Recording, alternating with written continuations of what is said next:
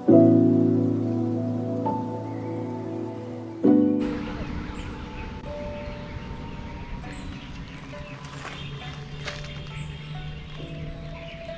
আলাইকুম, কেমন আছেন আপনারা? আশা করি অনেক অনেক ভালো আছেন, সুন্দর আছেন, সুস্থ আছেন। তো আজকে যে বাইকটি রিভিউ করতে যাচ্ছি, এটি হচ্ছে সুজুকি জিক্সার SF 2020 সালের মডেল। তো এই মডেলটি একেবারেই নতুন ডিজাইন, আগের জিক্সার SF থেকে একেবারেই নতুন। তো সেটা নিয়ে আজকে কথা বলবো। প্রথমে যেটা বলতে হয় ইঞ্জিন সম্বন্ধে, যেটাকে না এটা বাইকের রিভিউর ক্ষেত্রে ইঞ্জিনটাকে সবার আগে বলতে হয়। সো ইঞ্জিন দিয়ে শুরু করি। ইঞ্জিনটিতে তারা দিয়েছে আগের থেকে একটু ব্রেক হর্স পাওয়ারটা তুলনামূলক কম। আগে ছিল 14 পয়েন্ট সামথিং, এখন যেটা দিয়েছে সেটা হচ্ছে 13.6 PS, সেটা 8000 RPM-এ। অ্যান্ড সেখানে টর্কও হয়েছে 13.8 নিউটন মিটার, যেটা কিন্তু 6000 RPM-এ। তো টায়ারের ব্যাপারে আসি। টায়ার দুটো হচ্ছে MRF-এর। ফ্রন্ট টায়ার যেটা আছে এটা হচ্ছে MRF-এর, এবং রেয়ার টায়ার যেটা সেটাও MRF-এর। আর সে পিছনে হচ্ছে 140 সেকশন রেয়ার টায়ার, যেটা আগের মতোই স্টক রেখেছে। আর ব্রেকিংয়ের ক্ষেত্রে একটু বলি, সামনে তারা দিয়েছে সিঙ্গেল চ্যানেল ABS, সামনে আছে, পিছে নেই। এটা হচ্ছে সামনে ABS আছে, বাট পিছনে কোনো ABS নেই, সিঙ্গেল চ্যানেল ABS। তবে বাইকের ডিজাইনের সাথে যে নতুন চেঞ্জটা এসেছে সেটা হচ্ছে হেডলাইট। আগের হেডল্যাম্প যেটা ছিল সেটা অন্যরকম ছিল, এটা ডিজাইনটা অন্যরকম, এবং পিছনে যে টেল লাইটটা আছে সেটা অন্যরকম। তো আমার কাছে আগের থেকে অনেক অনেক অনেক বেটার মনে হয়েছে এই টেল লাইট এবং হেডলাইটটা। ফুয়েল ট্যাঙ্ক, তো ফুয়েল ট্যাঙ্কটা আগের মতোই। আমি দুইটা জিক্সার SF-এর মাঝখানে আগের থেকে কোনো চেঞ্জ পাইনি, দুইটাই আমার কাছে সেম লেগেছে এবং সেম, কোনো চেঞ্জেস নেই। বডি কিটটা change, but fuel tank same, এবং সেটা 12 লিটার ফুয়েল ধরে। সিটটা ডিফারেন্স, সিটটা আগে ছিল একটা একেবারে সিট, বাট এখন তারা দিয়েছে স্প্লিট সিট। আর একটি মাইনর ডিজাইন আমার ভালো লেগেছে, যেটা হচ্ছে এক্সস্টের ডিজাইনটা আগের মতো ডুয়েল চ্যানেল, বাট এখন একটা 8-এর মতো একটা শেপ আছে, যেটা আগের থেকে ডিফারেন্স, এবং এটা সুন্দর লাগে। আচ্ছা, ইন্ডিকেটর একটু কথা বলি। ইন্ডিকেটরগুলো আগের মতোই, খুব একটা চেঞ্জ লাগে না, জাস্ট এইটুক, ভালোই। বাকি কথা বাইক চালাতে বলবো।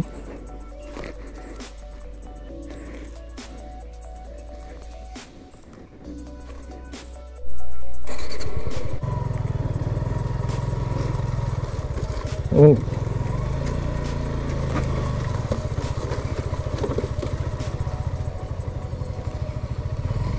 অফরোড নাকি?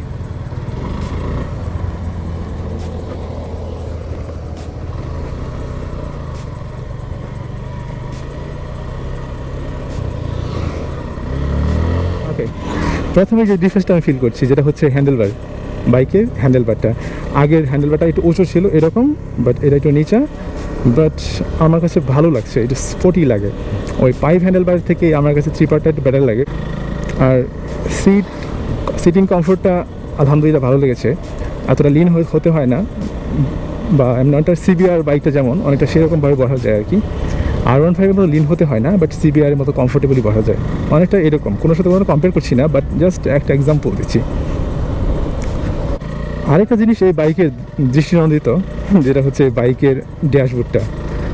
তা আমার কাছে এটা ড্যাশবোর্ডটা খুব ভালো লাগছে, মানে এটা ডিজাইনটা, আর এই থ্রিপার হ্যান্ডেলবারে মানে ফুল একটা ডিজাইনটা, ককপিটটা যেটা, সেটা খুব ভালো লাগছে। কেউ যদি মোটর ব্লগার যারা কেউ হতে চান, অবশ্যই সেক্ষেত্রে একটা ভালো ড্যাশবোর্ড হলে ভিডিওটা ভালো আসে, তো তাদের জন্য আই থিঙ্ক এটা বেটার হবে। তো এই বাইকের টর্কটা একটু কম অ্যান্ড পাওয়ারটা একটু কম।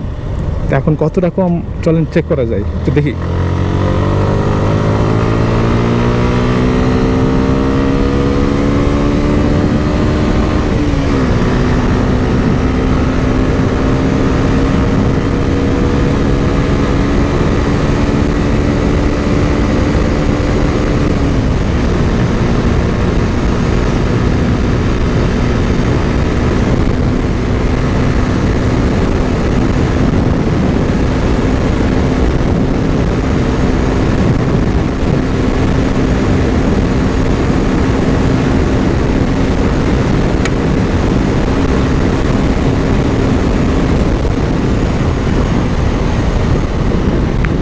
ওয়াও, চলে আলহামদুলিল্লাহ ভালোই আছে।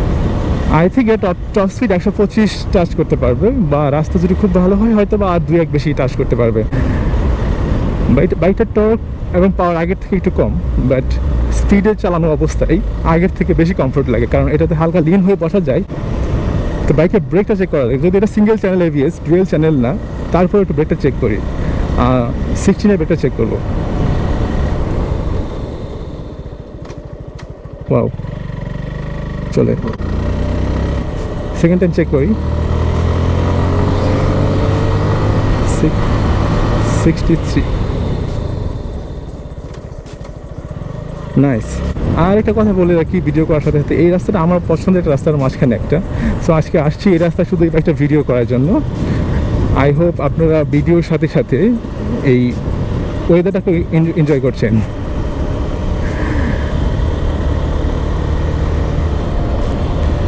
তো যারা ট্যুর দিতে চান, আই থিঙ্ক তাদের জন্য বাইকটা ভালো হবে, বাট ওই একটা কথা, টপ স্পিডটা ওইরকম পাবেন না, একটু কম পাবেন আর কি, যেরকমটা আপনারা স্পোর্টস বাইকে থেকে পান। এটা কোনো স্পোর্টস বাইক না আমি মনে করি না, বাট এটাকে স্পোর্টস বাইক হিসাবে বিবেচনা করা হয়, বাট এটাকে আমি বলবো সেমি স্পোর্টস বাইক। আমি এটাকে স্পোর্টস বাইকের আওতাধীন বলি না, কারণটা হচ্ছে যে এই বাইকটাতে স্পোর্টস বাইকের মতো ফ্লেভারটা আছে, বাট স্পোর্টস বাইকের মতো পাওয়ার ডেলিভারিটা নেই। তো এই জন্য আমি বলবো যে এটা একটা সেমি স্পোর্টস বাইক বা এই টাইপের। আসলে পুরোপুরি স্পোর্টস বাইকটা আমি এটাকে বলতে পারছি না। এনিওয়েজ,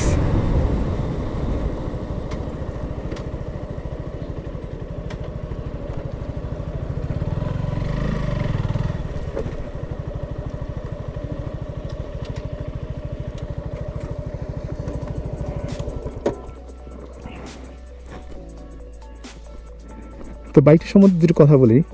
কনস বলতে গেলে মানে নেগেটিভ দুটো কথা বলি। নেগেটিভ বলছি না, বাট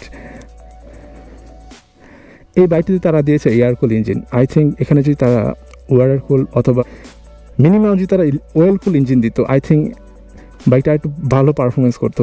কারণটা হচ্ছে ফুল ফেয়ারিং বাইক এটা একটা, তো ফুল ফেয়ারিং কিটের ভিতরে এই এয়ার কুলটা খুব একটা ভালো সাপোর্ট দেবে না, এটাই স্বাভাবিক, কারণ বাহির থেকে বাতাসটা যাওয়ার রাস্তা খুব একটা নেই সামনে থেকে ছাড়া।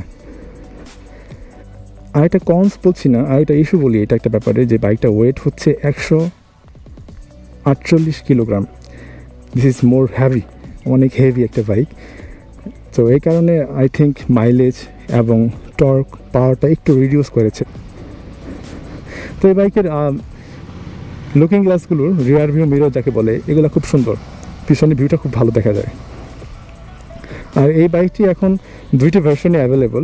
এটা হচ্ছে FI and single channel ABS, আর এটা হচ্ছে কার্বোরেটর। যেটা কার্বোরেটর ওটা 2,60,000 টাকা দাম, যেটা রয়েছে এফআই এবং সিঙ্গেল এবিএস সেটার প্রাইস রাখছে তারা 2,80,000 টাকা। এখন কারো যদি 3 লক্ষ টাকা বাজেট হয়, সেই অ্যারাউন্ডে যদি ভালো গুড লুকিং একটা বাইক চান, একটা স্পোর্টস বাইক চান বা স্পোর্টস বাইকের ফ্লেভার পেতে চান, তা আপনার জন্য এই বাইকটা আপনার জন্য বেস্ট অপশন। ওকে, আজকে এই ভিডিওটি এই পর্যন্তই। দেখা হবে আগামী কোনো ভিডিওতে। সেই অবধি ভালো থাকবেন, সুন্দর থাকবেন, সুস্থ থাকবেন। আল্লাহ হাফেজ, আসসালামু আলাইকুম, বাই।